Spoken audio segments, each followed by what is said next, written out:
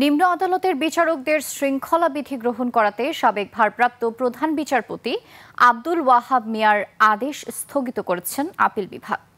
সকালে প্রধান বিচারপতি ডক্টর সৈয়দ রেফাত আহমেদের নেতৃত্বাধীন ৬ সদস্যের আপিল বেঞ্চ এ রায় দেন।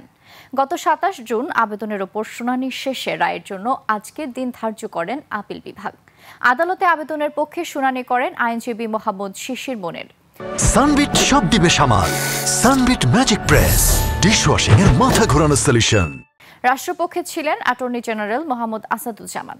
এর আগে নিম্ন আদালতের বিচারকদের চাকরির শৃঙ্খলা বিধির বহুল আলোচিত গেজেট গ্রহণ করে আদেশ দেন তৎকালীন প্রধান বিচারপতি আব্দুল ওয়াহাব মিয়ার নেতৃত্বাধীন ৫ সদস্যের আপিল বিভাগ। এরপর গেজেট প্রকাশের আগে এই বিধিমালায় আপত্তি জানিয়ে তা আইন মন্ত্রণালয়ে ফেরত পাঠান সাবেক প্রধান বিচারপতি সুরেন্দ্র কুমার সিনহা।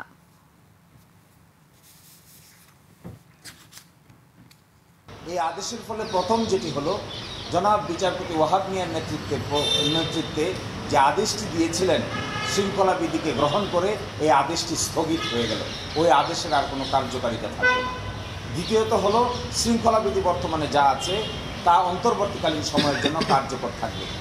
আর তৃতীয়ত হলো, হাইকোর্ট বিভাগকে নির্দেশনা দিলেন ১১৬ অনুচ্ছেদকে নিয়ে যে রিট পিটিশনটি শুনানি হচ্ছে, এই রিট পিটিশনটি শুনানি করতে আর কোনো বাধা থাকলো না।